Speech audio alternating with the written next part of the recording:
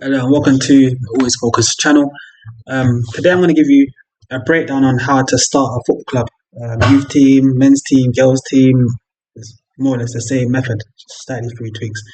I started a club in 2013, 14.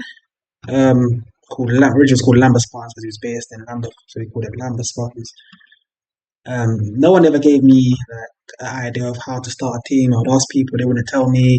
It's like everyone just wants me to work under them. And I feel like I'm going to give you guys an insight on how to create a team. It's basically step by step, from the affiliation to the costs, the things that you need to have in place. So I'm going to break that down for you today. First of all, you want to start with, think about your club name. Make sure it's a name that no one else hasn't got. Maybe you got to have a name that's kind of catchy, or that's something that someone's going to remember. You don't want it to be too long, you want it to be too short. Secondly, so you can be two of the three. You can't be a wealth officer, treasurer, and a secretary. You can be a wealth officer and a secretary, or you can be a treasurer and a wealth officer. You can be a wealth officer and a treasurer. You just can't be two at the same time. So it's very important that you have extra staff to conduct these stuff. Obviously, the treasurer role is obviously to look after the money and the finances of the club, what's coming in, what's going out. Wealth officer is important if you have younger age groups. And if you work on kids that's under the age of 18 and under, you need to make sure that you have a qualified welfare officer. The welfare officer is like a first point of contact for parents, for the kids, just to make sure everything's running smoothly and the kids are being looked after the way they should be looked after. If we go into welfare officer, I done my course through the London FA for about 8 years ago, to be fair. So I've been doing top-ups, but I've done it a year ago. I think I've done a top-up a year ago, to be fair, because you've got to update it every so often. I went with London FA. So London FA, they run courses, I believe, 3 to 5 times a year. It's pretty simple. Just emailing them, and they will let you know the course dates that are on there. They don't really post the course dates on there. They kind of wait for you to contact them. But this is very important. It's about 2 hours long, and you got to be 18 to do it. It's pretty simple. It's only 2 hours long. It's pretty simple. Sometimes they do it via Zoom. Sometimes you have to go in. But like I said, I done mine for the London FA because obviously London FA was the closest football association attached to my club. I could use Surrey FA, but that would be more Croydon sides. The DBS. All of your staff have to have a DBS, especially if you're working with younger age groups that are under 18. It's very important that they have a DBS in date. You can do this DBS through the London FA website.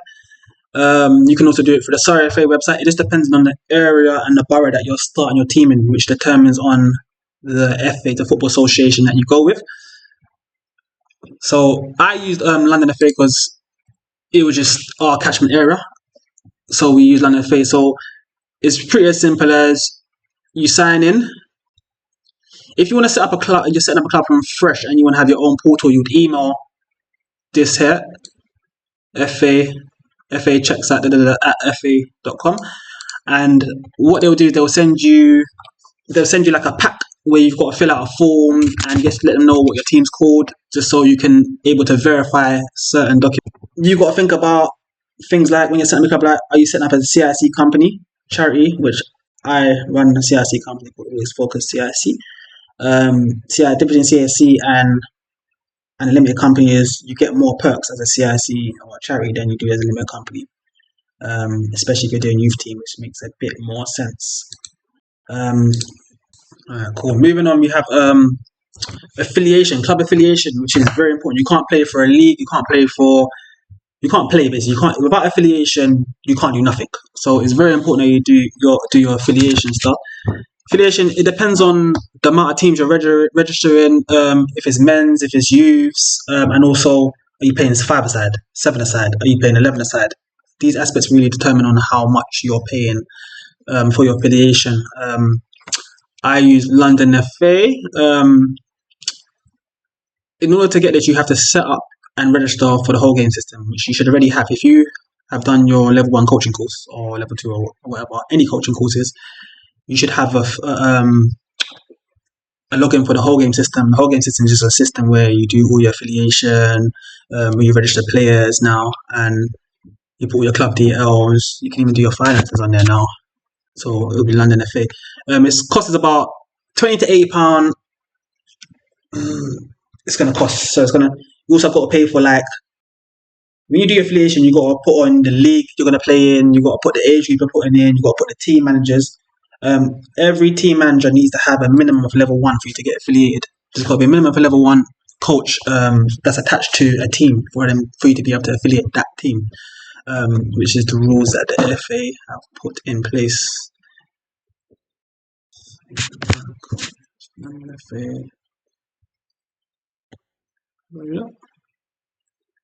So it costs about, let's say, from about £20 to £70 per team. Like I said, depending on the age group and depending on the format of the game. Coaching courses. If you haven't got a level 1 coaching course, you can do a level 1 from you turn 16 years old. Level 1 is very, very simple. It's not called a level 1 no more. It's called an Introduction to Coaching Football. That's what it's called now. And let me have a look at see what courses, any courses are available for now. So if you see, it's £100 and it's a 4-week course, and it's now online.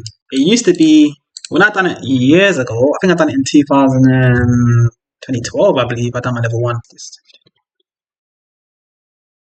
Yeah, so it's online. Everything's online now. You used to go in there. It's very, very simple. It's teaching you the fundamental kinds of football. You can probably do it with your eyes closed. If I'm honest, it's very, very simple. This is why they're able to do online now, because they just realize that it's a waste of time and a cost. They got to pay for their venue and things like that. The course is £100. It's a one-off payment, and you get your certificate and qualifications after you have finished the course. There's funding. That's the good part. I know with this climate that we live in, a lot of people can't afford to pay for things like coaching courses.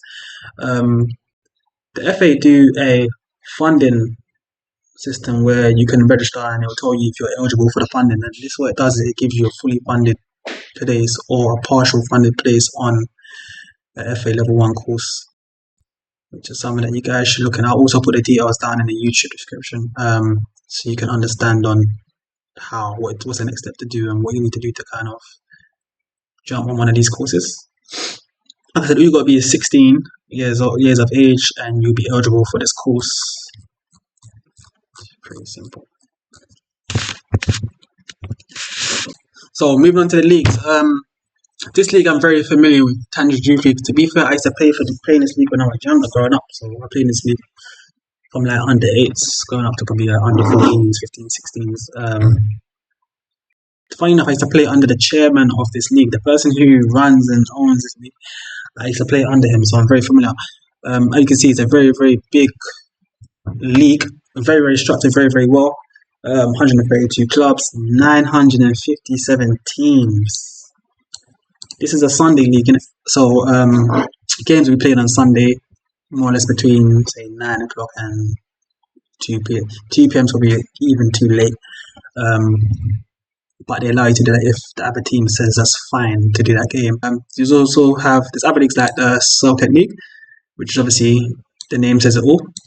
It's more Kent based. Let's see what clubs are in this league.